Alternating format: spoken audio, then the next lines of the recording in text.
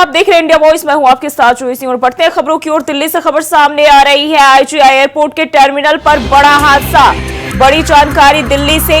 IGI airport के terminal पर बड़ा हादसा। छत का बड़ा हिस्सा गिरा, चपेट में आई कई गाड़ियां, एक की मौत।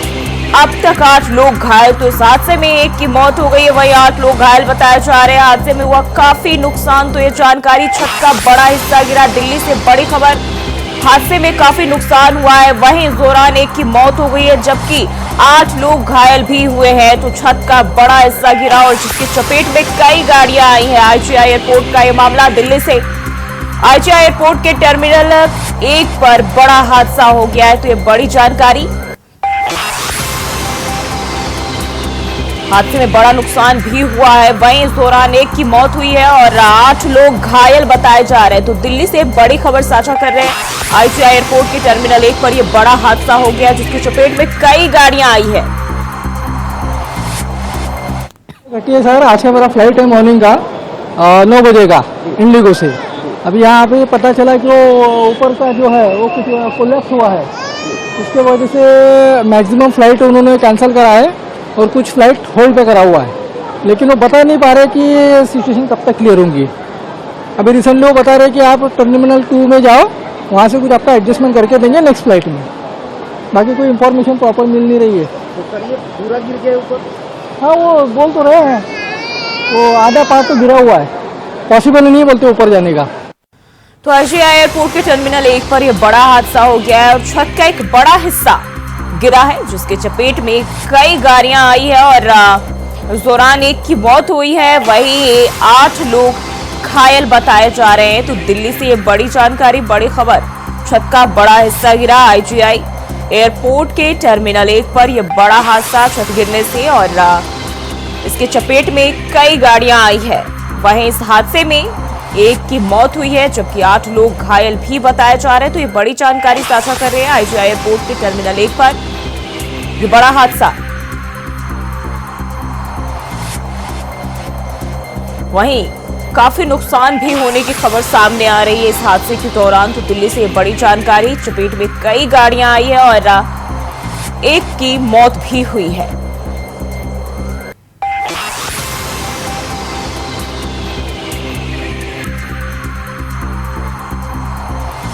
दिल्ली से ये बड़ी खबर। आईजीआई एयरपोर्ट के टर्मिनल 1 पर बड़ा हादसा। छत का बड़ा हिस्सा गिरा और उसकी चपेट में कई गाड़ियां आई है, जिस दौरान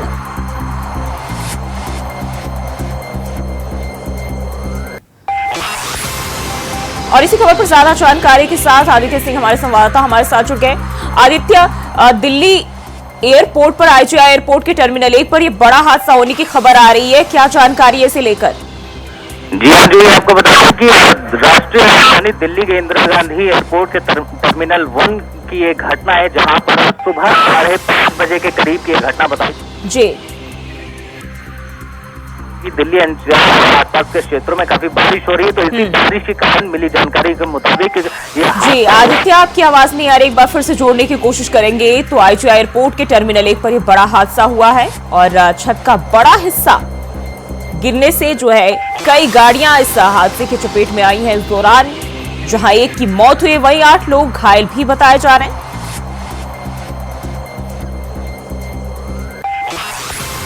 तो दिल्ली से बड़ी जानकारी, बड़ी खबर जो है, चपेट में कई गाड़ियां आई हैं और छत का बड़ा हिस्सा गिरा, जिस दौरान एक की मौत हुई, वहीं 8 लोग घायल भी बताए जा रहे हैं। इसके साथ ही बड़े नुकसान की भी खबर सामने आ रही है।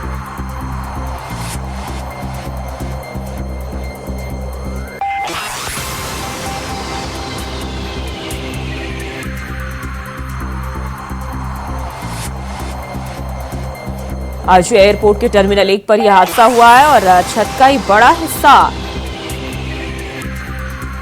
और एक बार फिर से आदित्य हमारे साथ जुड़ गया। आदित्य, अपनी बात पूरी करें।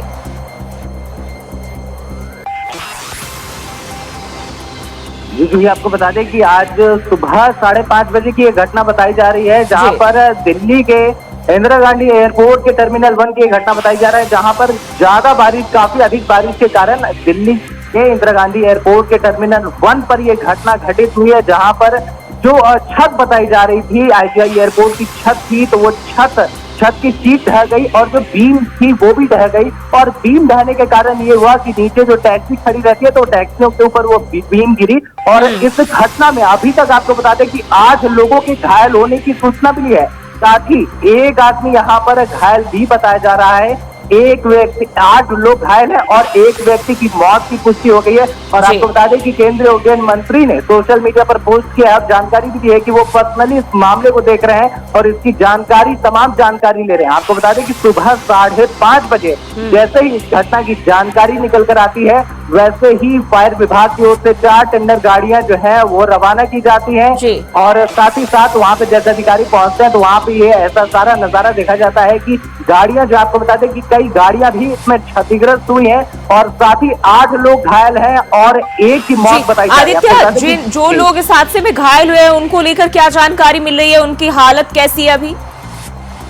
फिलहाल जो ये आपको बता दें कि जैसे शुरू से आंकड़ा आना शुरू हुआ तो पहले 4 लोग घायल बताए जा रहे थे, उसके बाद 6, अभी ये आंकड़ा 8 टच कर रहा है। सभी घायल जो है फिलहाल उनको इलाज के लिए जो है ले जाया जा रहा है और उनकी स्थिति उम्मीद है कि जल्द से जल्द बेहतर होगी। लेकिन फिलहाल जो मौत का आंकड़ा है जूही, वो फिलहाल एक मौत है, लेकिन हो सकता है इस घटना में मौत का आंकड़ा भी बढ़े। लेकिन ये काफी एक बड़ा हादसा। और साथ ही आपको बताएं जूही कि इस हादसे के कारण राष्ट्रीय राजधानी के एयरपोर्ट पर जो यातायात है वो काफी प्रभावित हुआ। आपको बता दें कि इंदिरा गांधी एयरपोर्ट के टर्मिनल 1 से 28 उड़ानों को फिलहाल रद्द कर दिया गया है और टर्मिनल 1 को अस्थायी रूप से फिलहाल बंद कर दिया गया है। यानी कि अभी फिलहाल कुछ समय के लिए टर्मिनल 1 से, इंदिरा गांधी एयरपोर्ट के टर्मिनल 1 से कुछ अभी उड़ानें नहीं जाएंगी। फिलहाल अस्थायी रूप से कुछ समय के लिए उसे बंद किया गया है। और साथ ही बताएं 28 उड़ानों का आंकड़ा निकल कर आ रहा है जो फिलहाल बंद है। तो ये काफी बड़ी खबर है और यातायात जो ही काफी प्रभावित हो रहा है।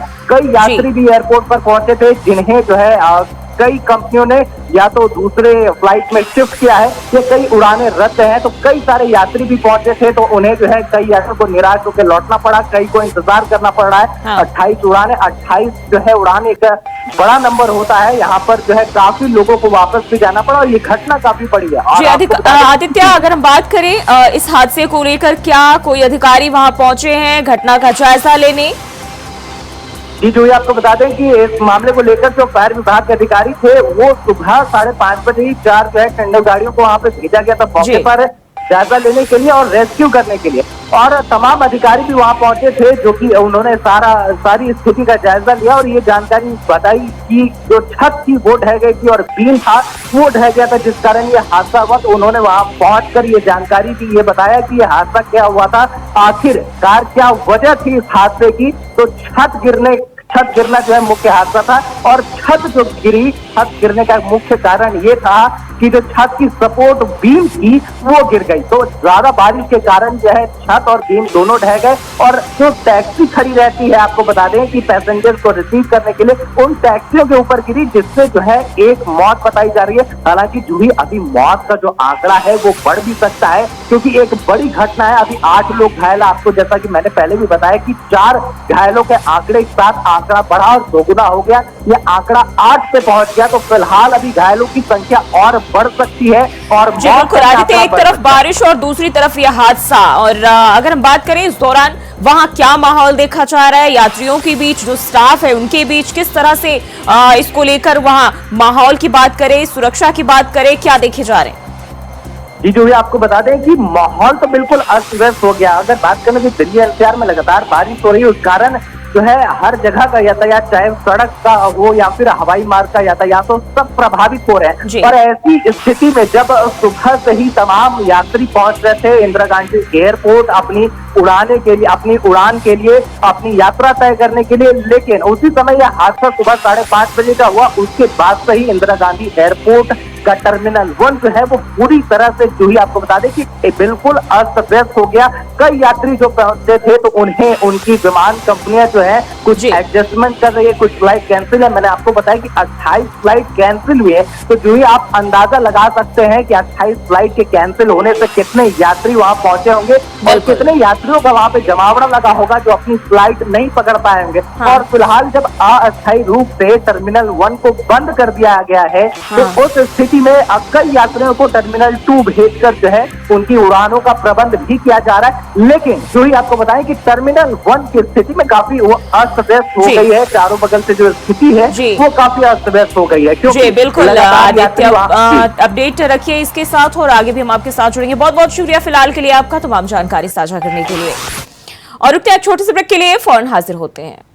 ब्रेक के बाद स्वागत है आपका। रुक कर लेते एक बार फिर से खबरों की, और दिल्ली से खबर सामने आ रही। दिल्ली एनसीआर के साथ उत्तर भारत में हो रही तेज बारिश, गर्मी से राहत के आसार जो है यहां दिखाई दे रहे हैं, और गर्मी से राहत के साथ ही आफत लाई बारिश। तो ये बड़ी जानकारी, झमाझम बारिश, लोगों को मिल रही गर्मी से राहत। सड़कों पर पानी, कई जगह लाइट गुल। दिल्ली में सड़कों पर भरा पानी। आईजीआई पर हादसे के बाद कई विमान कैंसिल। रेलवे स्टेशन पर भी पानी पानी देखने को मिल रहा है। तो ये बड़ी जानकारी, झमाझम बारिश और लोगों को फिलहाल जो है गर्मी से जहां राहत मिली है, वहीं ये आफत की बारिश भी देखी जा रही है। आपको बता दें दिल्ली आईजीआई पर जो है हादसे के बाद कई विमान भी कैंसिल हुए। तो बारिश के चलते एयरपोर्ट का एक हिस्से का छत जो है वो गिरा है, और उस दौरान एक बड़ा हादसा हुआ। एक की मौत हुई और 8 लोग घायल भी हुए हैं। और वहीं इस बारिश ने बात करें तो लोगों के लिए गर्मी से जो बड़ी राहत दी है। तो बारिश जो है लगातार हो रही दिल्ली एनसीआर के कई इलाकों में, और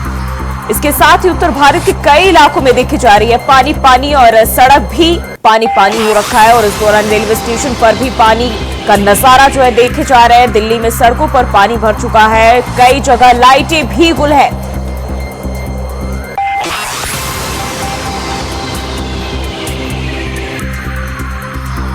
और हमारे साथ दिल्ली से अजित और मथुरा से मोहम्मद फारूक जुड़ चुके हैं। सबसे पहले अजित, मैं आपका रुख करूंगी। जिस तरीके से लोग पिछले काफी समय से गर्मी से परेशान थे, अब जो है ये 2 दिनों से बारिश, क्या नजारा, क्या माहौल? एक तरफ जहां लोगों को राहत मिली है, दूसरी तरफ आफत भी साबित हो रही है। देखिए बिल्कुल जो ही अगर मैं बात करूँ राजधानी जिले की, तो राजधानी जिले में बीते दिनों जिस तरीके से लगातार तापमान में इजाफा हो रहा था, भीषण गर्मी से दिल्लीवासियों को काफी समस्याओं का सामना करना पड़ा। लेकिन गुरुवार को जिस तरीके से बरसात हुई, उसके बाद तापमान में काफी गिरावट देखने को मिली, और इस बरसात में दिल्लीवासियों को काफी राहत मिली। और गुरुवार के बाद आज एक बार फिर शुक्रवार को सुबह से ही दिल्ली एनसीआर में बरसात देखने को मिल रही है, जिससे कहा जा सकता है कि दिल्लीवासियों को काफी जो गर्मी से जो राहत है वो जरूर मिल रही है। लेकिन इस बरसात में लोगों के लिए कई जगह आफत भी खड़ी करके दिखा दी है। दिल्ली के कई इलाकों में न केवल जलभराव बल्कि आम जनजीवन अस्त व्यस्त हो गया है, जिसकी वजह से विशेष तौर पर जो रोजमर्रा के जो अपने कामकाज के दफ्तरों पर जाते हैं, उनके लिए काफी परेशानी जो है बन चुकी है। और दिल्ली के कई इलाकों में सिविक एजेंसियों की पहुंच रही है, क्योंकि जिस तरीके से अभी राजधानी जिले में कहा जा सकता है कि मानसून ने दस्तक नहीं दी है, और ये दस्तक देने से पहले की जो बरसात है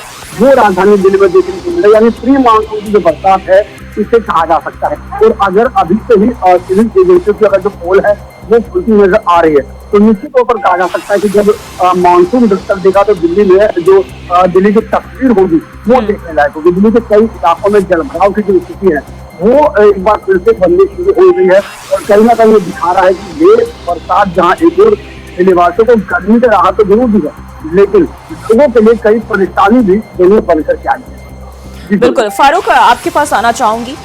जिस तरीके से गर्मी से लोगों को राहत मिल रही है, और ये पहली बारिश की जो दस्तक है काफी अलग है, आगे क्या देखे जा सकते हैं? जो उमस भरी गर्मी थी उससे जरूर थोड़ी बहुत राहत लोगों को मिल रही है।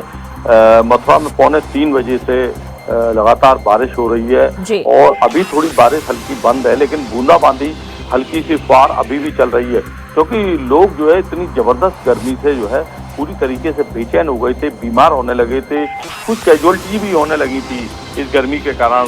लोगों को तमाम फूड पॉइजनिंग हो रही थी, और तमाम लोग जो है इस गर्मी से एकदम बेचैन हो गए थे, और तमाम तरीके की बीमारियां उनको होने लगी थी। तो इसको देखते हुए लोग एक घरों में भी कैद हो गए थे। कहीं ना कहीं ये देखने वाली बात जो है थी कि प्रशासन द्वारा अलर्ट जारी किया जा रहा था कि आप आवश्यकता अनुसार ही घर से निकलें, अन्यथा न निकले, बहुत जरूरत होने पर तो इसी को देखते हुए दूसरी तरफ जो है बिजली की व्यवस्था पूरी तरीके से चरमरा गई थी। इंडिया वॉइस के चैनल पर SK Jain chief engineer hydel Mathura के भी एक बार आए थे और उन्होंने जो है अपनी बताई थी व्यवस्थाएं, लेकिन बिजली विभाग कहीं ना कहीं जो है हल्की सी बारिश होते ही विद्युत आपूर्ति को बाधित कर देता है। विद्युत आपूर्ति बाधित हो जाती थी। पहले देखने को ये मिलता था पिछले सालों में कि जैसे ही बरसात आने को होती थी तो तमाम मेंटेनेंस के काम विद्युत विभाग शुरू करा देता था।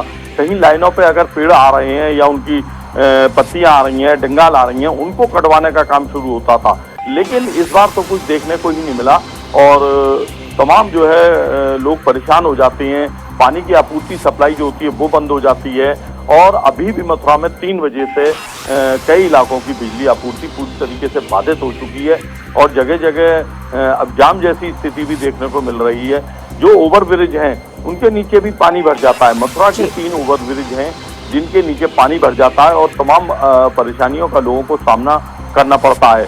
और क्योंकि जब तक जो है जल भराव की निकासी नहीं होगी, वैसे तो यहाँ मथुरा में करोड़ों रुपए का प्रोजेक्ट चलते हैं।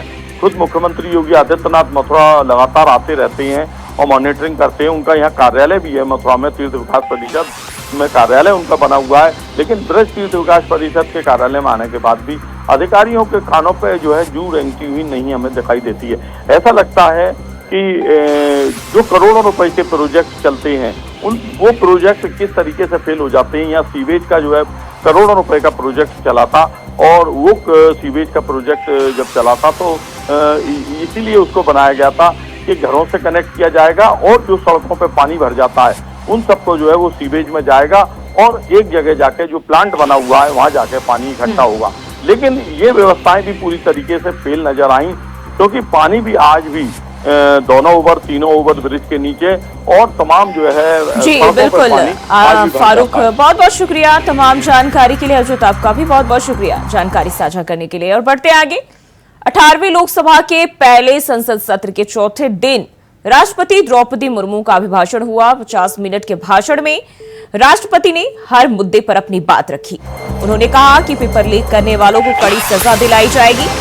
सेना को आत्मनिर्भर बनाने की तैयारियां भी बताई। नॉर्थ ईस्ट में शांति के लिए सरकार के प्रयासों का भी जिक्र किया। राष्ट्रपति ने कहा कि अगले बजट सत्र में बड़े फैसले लिए जाएंगे। उन्होंने आपातकाल को संविधान पर सीधा हमला भी बताया। ये भी कहा कि देश ने इस हमले से उबरकर दिखाया है।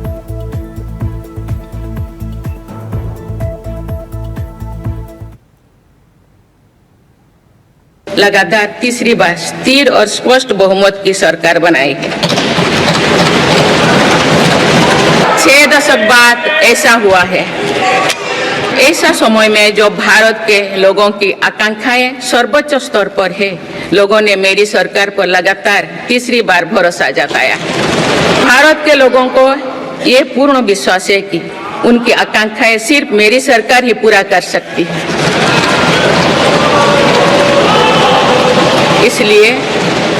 इसलिए 2024 का ये चुनाव नीति, नियत, निष्ठा और निर्णयों पर विश्वास का चुनाव रहा है। मजबूत और निर्णायक सरकार में विश्वास, सुशासन, स्थिरता और निरंतरता में विश्वास, ईमानदारी और कड़ी मेहनत में विश्वास, सुरक्षा और समृद्धि में विश्वास, सरकार की गारंटी और डिलीवरी पर विश्वास, विकसित भारत के संकल्प में विश्वास। मेरी सरकार ने 10 वर्षों से सेवा और सुशासन का जो मिशन जनाया है, ये उस पर मुहर है। ये जनादेश है कि भारत की विकसित बनाने का काम बिना रुके चलता रहे और भारत अपने लक्ष्यों की प्राप्ति करते रहे।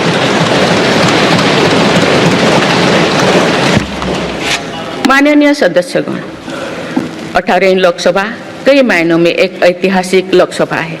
ये लोकसभा अमृतकाल के शुरुआती वर्षों में गठित हुई है। ये लोकसभा देश के संविधान को अपनाने के 75वें वर्षों की भी साक्षी बनेगी। मुझे विश्वास है कि इस लोकसभा में जन कल्याण के फसलों का नवीन अध्याय लिखा जाएगा। आगामी सत्रों में मेरी सरकार अपने इस कार्यकाल का पहला बजट पेश करने जा रही है। ये बजट सरकार की दूरगामी नीतियों और फ्यूचरिस्टिक विजन का एक प्रभावी दस्तावेज होगा। इस बजट में बड़े आर्थिक और सामाजिक निर्णयों के साथ ही अनेक ऐतिहासिक कदम भी देखने को मिलेंगे। किसानों की बड़ी समस्या भंडारों से जुड़े होती है, इसलिए मेरी सरकार ने सहकारिता क्षेत्र में दुनिया की सबसे बड़ी भंडारण योजना पर काम शुरू कर चुकी है। किसान अपने छोटे खर्चे पूरे करने के लिए इसके लिए पीएम किसान सम्मान निधि के तहत उन्हें 3,20,000 करोड़ रुपये से ज्यादा राशि दे सकते। मेरी सरकार के नए कार्यकाल के शुरुआत दिनों से ही किसानों को 20,000 करोड़ रुपया से अधिक की राशि ट्रांसफर की जा चुकी है।